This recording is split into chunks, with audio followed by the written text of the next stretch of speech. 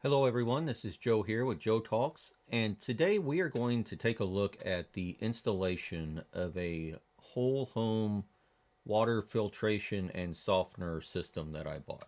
And so I picked up a unit from our local Lowe's store, and it is an Aquasure system. And so the system that I bought comes with a pre-filter, a main filter, a water softening system, and then it also comes with a under counter reverse osmosis system. And so through the course of this video, I'm not really going to go through every step-by-step installation of this system. There's a couple of good videos out on YouTube. In fact, I used those during the installation and kind of the selection process. And I will put a link to some of those videos down below just so you can see them. Some of these people, they do a pretty good job of going step by step through what they did.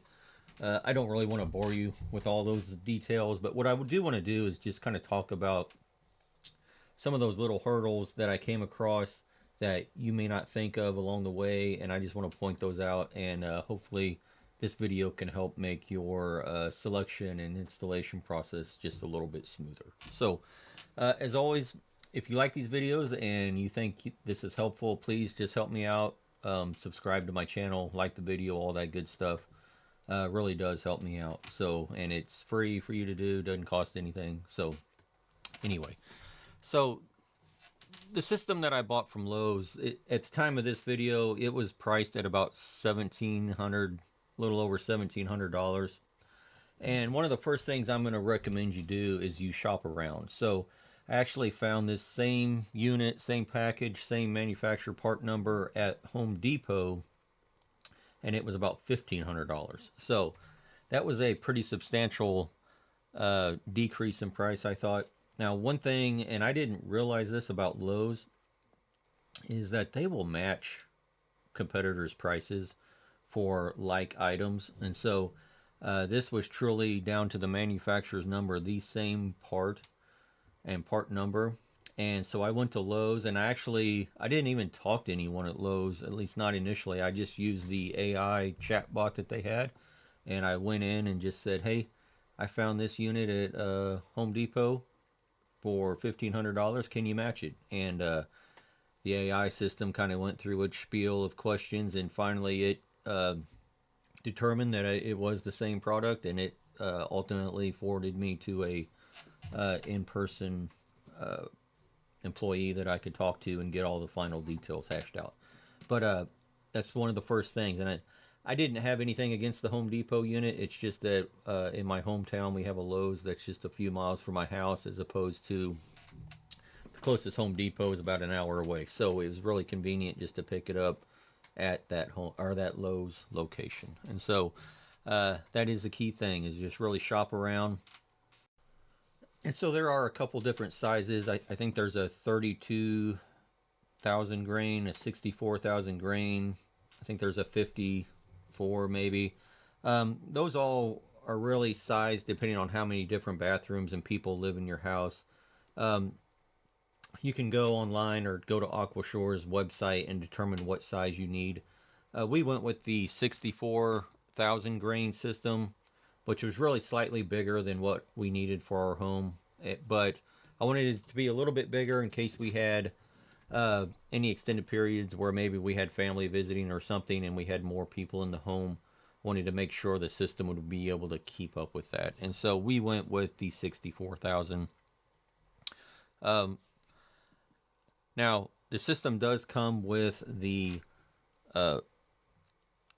under cabinet reverse osmosis system. I'm not going to go through that or talk about any of that system. I'm going to save that for another video. So for this video, I'm just going to talk about the filtration system and the water softener system. So if we want to just take a real quick look, I'm not going to go into a lot of detail about the system itself, but we'll just do a quick recap. The way the system is laid out, it has a pre-filter that your water runs in. So your city water supply is going to run through a pre-filter, and I want to say that's a 30 micron filter.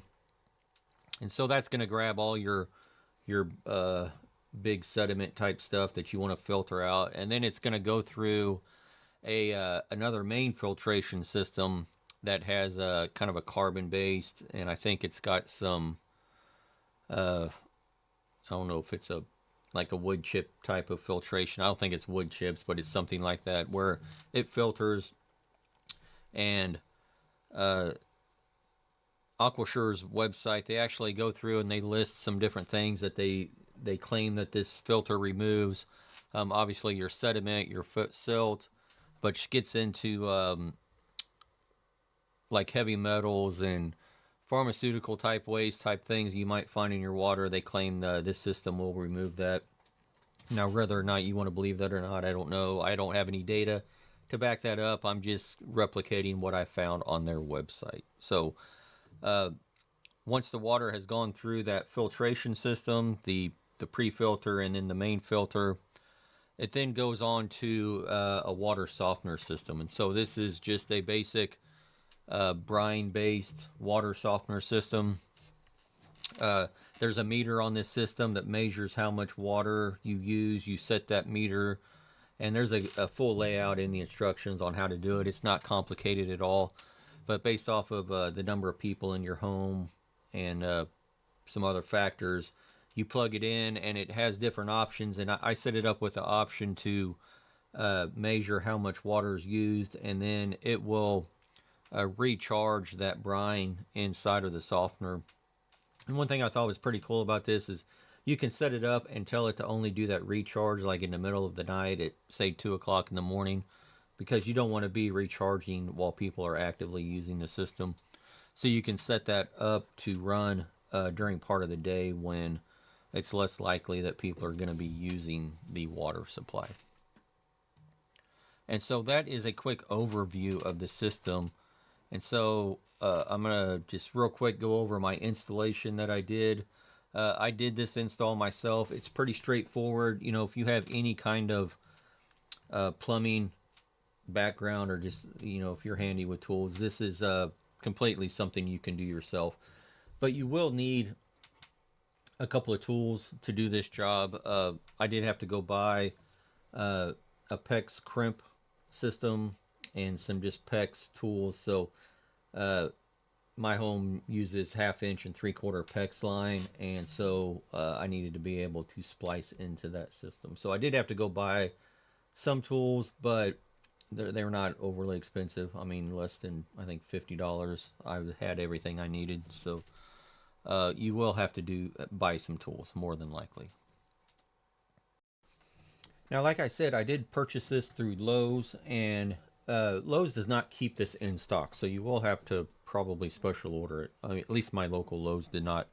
So I did have to order it. It took a couple weeks for it to get in, you know, about what you would expect. The system comes in 5 boxes, and so this is kind of what it looks like.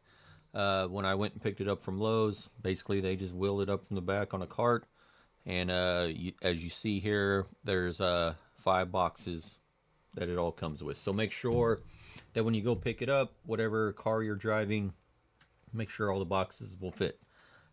We drive a Ford Escape, and I will tell you all 5 of the boxes will fit in the back of a Ford Escape. So a small SUV, and there was a little room to spare. So I'm going to guess most, you know, subcompact SUVs, you're probably going to be able to fit these in there okay. But you might want to just take some measurements and double check before you go pick it up, or else you might be doing multiple trips to pick your stuff up. So anyway, just wanted to give you an idea of what the system looks like before it gets unpackaged. And here are a couple of videos of what it looks like during the unboxing. I'm not showing all of the video or all of the pictures of the unboxing, but it kind of gives you an idea of what is inside of these boxes.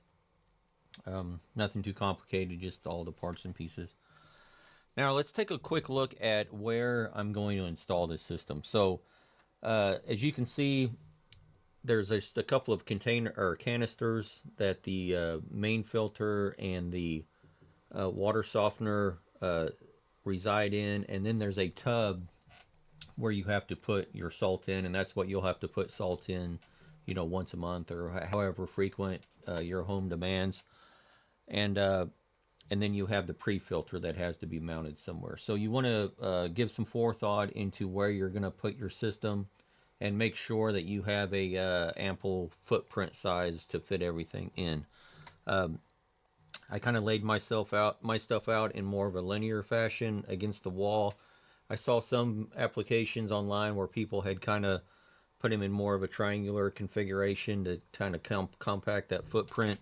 It's really what suits your needs. Just make sure that you have all of the ample space that you're going to need. And so, if we take a quick look at my installation, this is what the footprint looks like before I did anything. And so, as you can see here, I have a main water supply that comes in, and that's just city water. And it has a just a main ball valve that we can turn main water on and off. And then that main line goes up and branches off to the hot water heater.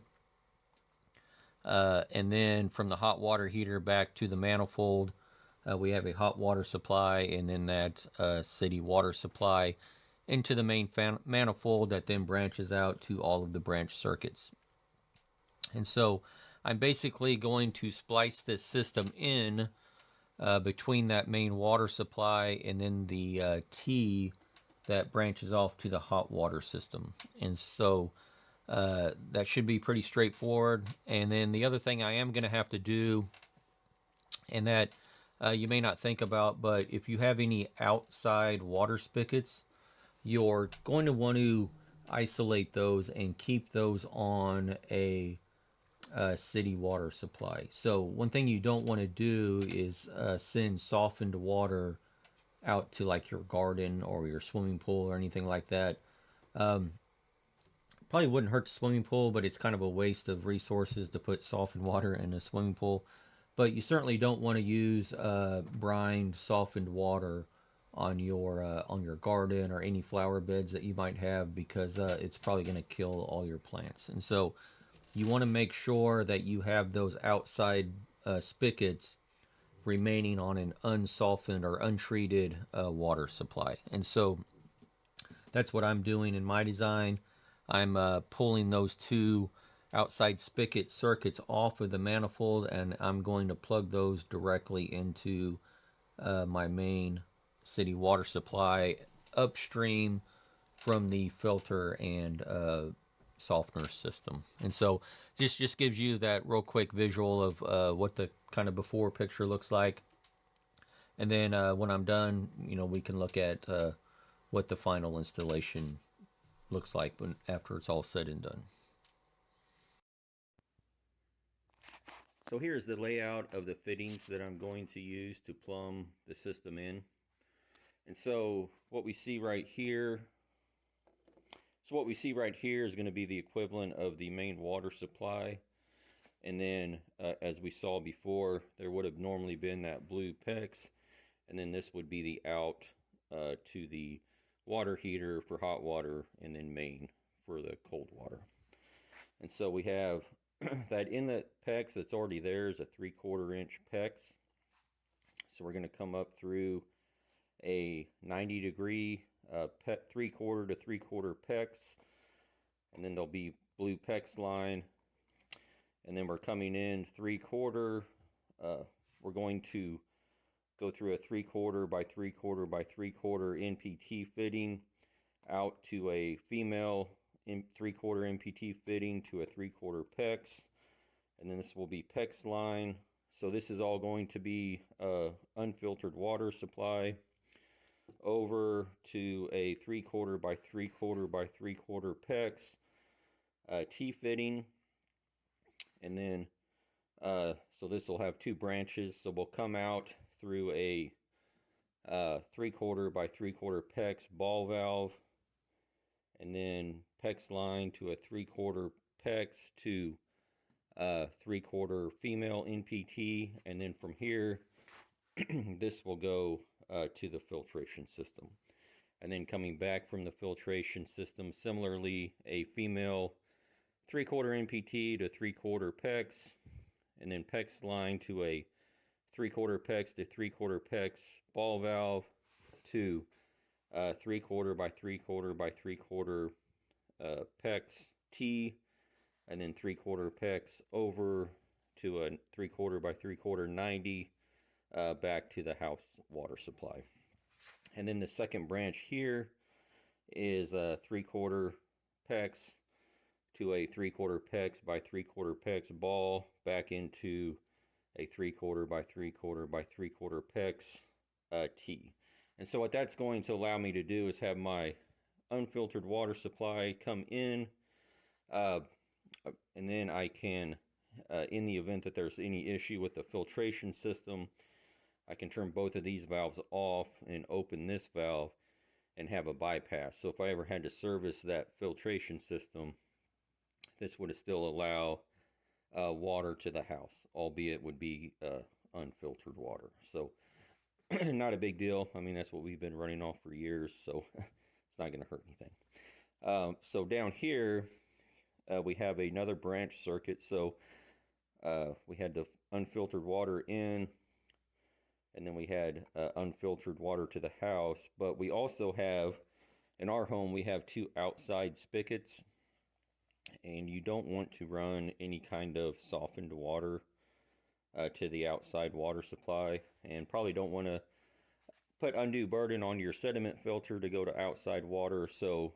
this branch allows untreated water to go to this fitting, which is a female 3/4 NPT by 3/4 PEX, back into a 3/4 PEX to 3/4 female NPT, to a 3/4 by 3/4 by 3/4 male NPT, and then the downward branch goes to a female 3/4 by female 3/4 NPT valve, and then out to a 3/4 NPT male to a 1/2 inch PEX. So all of the water supply branch circuits in our house have 1/2 inch PEX, and so this will be a 1/2 inch PEX fitting, and then the regular line that's currently going into our manifold, I'll block that off at the manifold and then plumb that in here. And so we got a ball valve where we can turn that branch water off. And then going to the second ball valve, kind of similarly, we've got female 3/4 NPT to 3/4 PEX, and then again 3/4 PEX to 3/4 female NPT. And then this valve is a little bit different. It has a 3/4 NPT male on one end and a female 3/4 NPT on the other end. And then we come out to a 3/4 male NPT to 1/2 inch PEX. So probably could have got by with male to male or female. I mean, however you wanted to configure this, but essentially we're supplying a means to turn the water supply off and then step down the PEX line to 1/2 inch PEX. And so there we have all of the fittings that I'm going to be plumbing in, and then once we get all the filters set up, we'll go over all of the plumbing that goes out of these female 3/4 NPT lines and all of the plumbing that's going to go to the filters themselves. So this is the final installation of the system, and I apologize if it's a little bit dark back here. My lighting's not too good, but here we see from that original water line that comes in, we come in through the main valve, we branch over, come down, and then from here we branch out. We have this path that goes over and up to a outside spigot. So I have valve control, and here I have it turned off because we don't use that spigot. And then over here, this is to the our second outside spigot. And so I have spliced that line in, and then the other branch is we come off. This sends, and this is all city water supply. So this is still city water supply. This is the bypass in the event that we have to service the filter and softener system. It's in the off position now, obviously. We come over here, and then this is a bypass valve It's open right now, as you can see. We go through our pre-filter, come out of our pre-filter, come up over into our main filter system, and then out of the main filter system over into the softener, out of the softener back through this line. This is just a little standoff I've got so this pipe doesn't flex too much. Come back over here through our other bypass valve that's again in the open position. We come up, we branch over here to hot water supply, and then over into our main manifold that again feeds all the branch circuits to the house. And so that is the final installation. All right, so now that we have seen the final installation of the system, there's a couple things I want to talk about and point out that might help you along the way. So one of the first things you want to do is when you mount that pre-filter, you want to make sure that that pre-filter is mounted up high enough that you can not only get the filter container off, but you also want to make sure that you can get some type of tub underneath that thing, because as you can imagine, that's probably going to spill water everywhere. Uh, One thing I would kind of wish I would have done, if you remember back in that layout, there was a shutoff valve prior to that pre-filter, but I didn't put a valve right after the pre-filter, and so I'm afraid that now when I go to change that filter, even though I can shut off that softener circuit, I'm still going to have quite a bit of water run back out, and so I'm going to have to catch all that water. Um, Looking back, I probably should have put another ball valve immediately following that pre-filter. That way I could isolate that entire pre-filter and minimize the amount of water that's going to run out when I go to change out that filter. I think they say you have to change that filter about once a year, so I don't think it's going to be a big deal. I mean, you can put one of those big tubs like you get from Lowe's underneath it, but that's my point. Make sure that's mounted up high enough that you can fit something under there just as a water catch, so you don't have water going everywhere. One of the other things that I ran into during this installation, so when I went to install that filter, the main filter, there are some plastic fittings that have to fit into that filter. And had a really hard time getting those fittings to not leak. And I actually had that same problem even with all of the brass fittings. So I did buy some of those fittings off Amazon, and I'm guessing they probably weren't the best quality. And I had initially put this thing together. I put Teflon tape around everything like I normally would have on anything, and everything leaked. And so they weren't big leaks. It was nothing that probably could have lived with. I mean, they were a couple drops a day, but it was enough to really annoy me. And but anyway, back to that plastic fitting.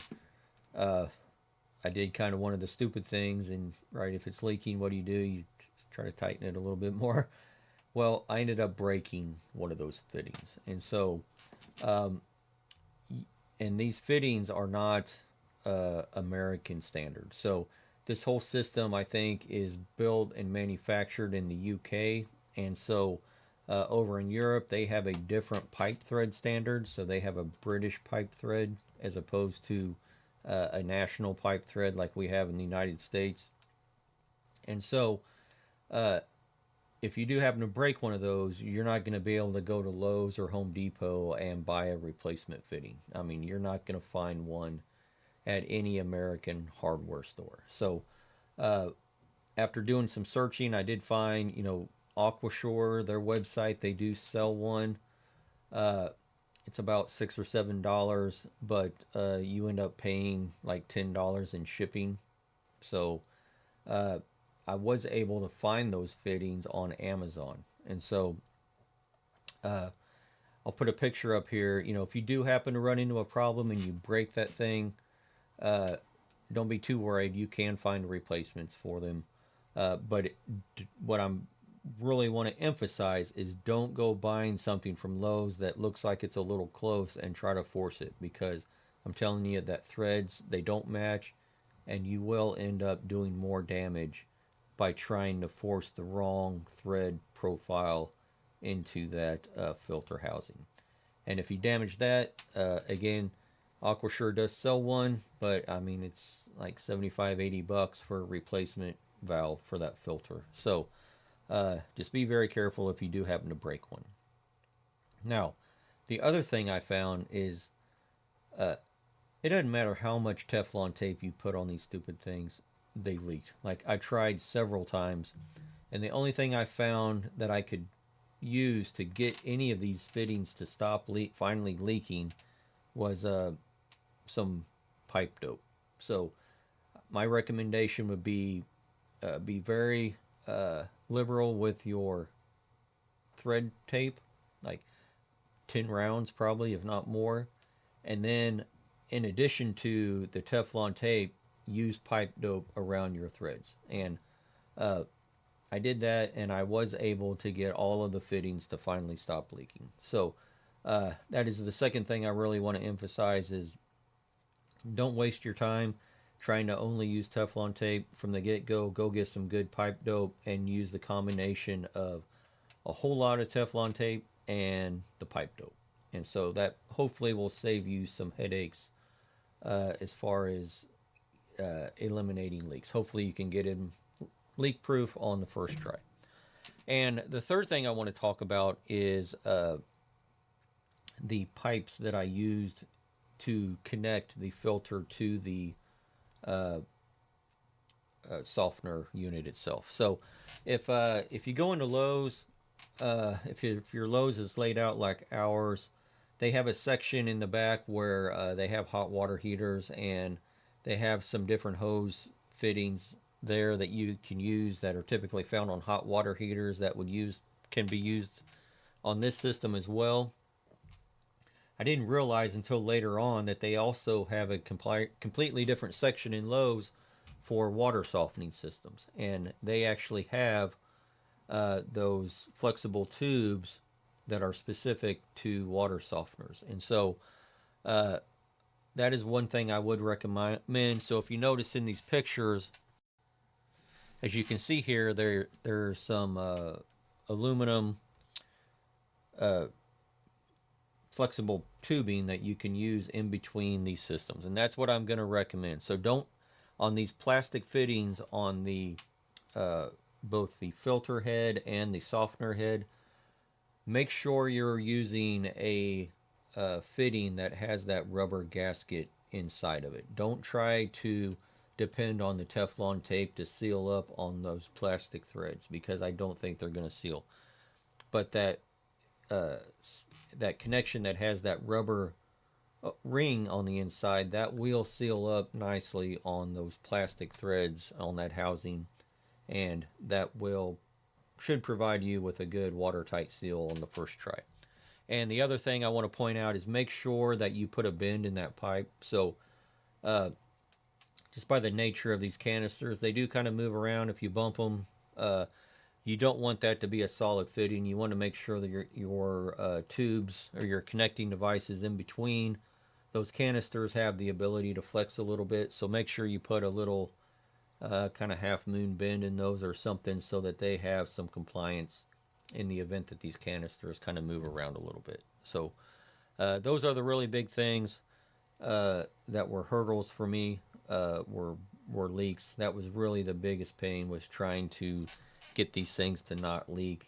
And but once I got all that set up, the system works pretty good. The other thing I would point out is that you are going to need a power source. So this metering head on top of the softening unit does have to have power to it. So wherever you decide to put this system, make sure you've got a 110 outlet that's within reach, within 6 feet or so of your system. But other than that, the system works pretty well. Have no, I have no complaints with it so far. It was really easy setup.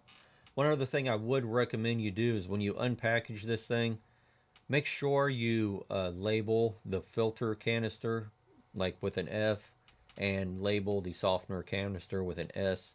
So these canisters, they look almost identical, and the only way you can tell them apart is to lift them up. One of them is considerably heavier than the other one. I don't remember off the top of my head which one is the heavier one, but if you set those two things side by side, you can't tell them apart, and you certainly don't want to accidentally install the wrong canister on the filter and softener and vice versa. The other thing I want to talk about is the drain. So both the filter and the softener both have drain lines that have to be run. So wherever you put these, you need to make sure that you have a source to drain water into. So periodically you have to back flush this filter, and I think it's like a 5 minute back flush. They don't really tell you specifically in the instructions how long you have to back flush it, but there's one person in another video I saw where he's mentioned back flushing it for 10 minutes.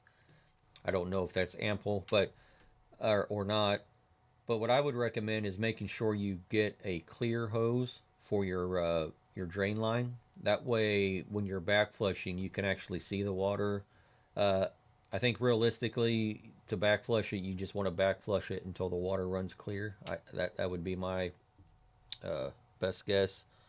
Um, but then also, the softener has to have a drain line. So every time it uh, recharges the softener, it does go through a process where it has to drain water. Uh, so wherever you put this, just make sure whether it's a sink or a floor drain or whatever, that you have a drain that is within reach of this system and that it can handle the amount of water that's going to flow out of these two devices. Uh, I don't think the flow is a lot. I think my drain is just a typical 1 1/4 inch drain. So you shouldn't have any problem, but again, just one of those things you want to look for and check before you go putting this system in. So anyway, that is it, and I hope this video helped you, gave a little insights on this install so you can be a little better prepared before you go put it in. Again, it wasn't difficult at all. Uh, just like anything, just always double check your work. So if this video helped you, again, help me out, subscribe, like the video, all that good stuff. And all right, until the next one, thank you.